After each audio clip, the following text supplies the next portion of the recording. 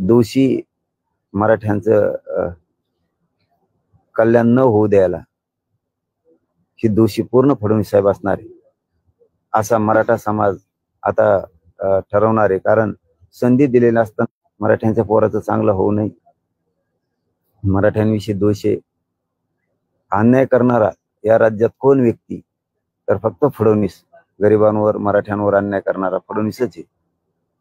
म्हणून फडणवीसांनी केली तर मग म्हणायचं नाही माझ्या नावाने पाड्या कशा झाल्या, उभा कसे केले, निवडून कसे आणले, मग बोंबलायचं नाही माझ्या नावाने. वाटोळं का झालं इतकं राजकीय त्यांचं म्हणून ते त्यांनी ठरवायचं. त्यांना काय वाटतंय, ही संधी वाटती का त्या संधीचं सोनं करायचं काय वाटतं हे त्यांनी ठरवावं.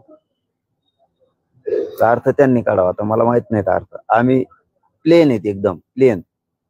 आम्ही सरळ आहेत, प्रामाणिक आहेत की त्यांना संधी दिली. आम्हाला राजकारणात जायचं नाही, आम्हाला काय बाकीच्या गोष्टीचं देणं घेणं नाही.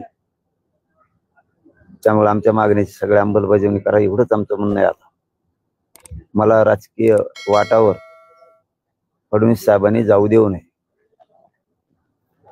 त्यांना दिलेली संधी जो फायदा करतो, समाज उघड्या डोळ्यानं बघतो, आपला फायदा कोणी करायचा.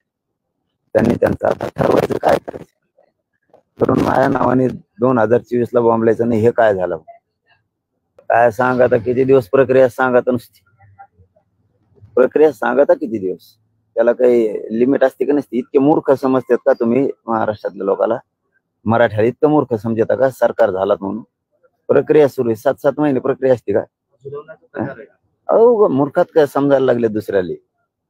या 2-3 दिवसात सगळे विषय मार्गी लावाय. 2-4 दिवस सगळ्या मागण्यांची अंमलबजावणी करा. 2-4 दिवसात जास्त नाटकं करायचे नाही. प्रक्रिया चालू येईन, वाचित होतं, अभ्यास सुरू येईन, हरकती आल्यात, हे बघतो ते बघतो, केसेच तेच पोलिस बघतेत, आमक बघतेत.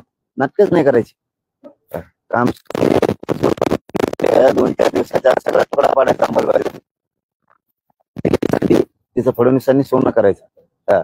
नसता मी जर रस्त्यावर आलो ना, मी जर राजकीय वाटावर जर आलो, त्या रस्त्यावर आलो, खेळ खालाच तुमचा. मला त्या वाटावर नेऊ नका राजकारणाचे. येड्यात काढीत येत रे, येड्यात काढीत येते लोकाला. मराठ्यांचं असं नुसतं म्हणायचं देव, धनगर बांधवांचं असं नुसतं देव, नुसते नादी लावित येते सगळ्या जातीला आणि येड्यात काढीत. आणि सत्ता भोगीत सगळ्या 18 पगड जातीला येड्यात काढीत.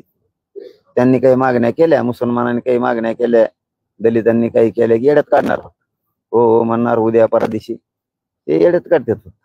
गोरगरीब ओबीसीच्या काही मागण्या आहेत फक्त येड्यात काढणार आहे. शेतकऱ्याच्या मागण्या आहेत नुसतं येड्यात काढणार. हे लोक नुसतं पागल समजणार आणि सत्तेवर जाणार. ह्यावेळेस सुट्टी नाही. आता मी म्हणून सांगतो, मला राजकीय भाषा बोलायची नाही. आमच्या सगळ्या मागण्याची अंमलबजावणी करा. मला माझ्या समाजात राजकारणात जायचं नाही. तुम्ही नाही दिलं तर 2024 ला माझ्या नावाने बॉम्बलायचं नाही. हे काय झालं, उद्ध्वस्त करून टाकीन सगळं राजकीय करिअर. कोणाचं ठेवणार. आयुष्यात कवा पश्चाताप आला नसेल इतका भयान पश्चाताप येईल तुम्हाला. म्हणून फडणवीस साहेबाला संधी. आमच्या मागण्या या 2-4 दिवसाच्या सगळी अंमलबजावणी करून टाका. ते राजकारण तुमचं तुम्हाला लक लाभ. जो समाजाचा फायदा करतो तो समाज उघड्या डोळ्यानं बघतो, आपला फायदा कुणी केला.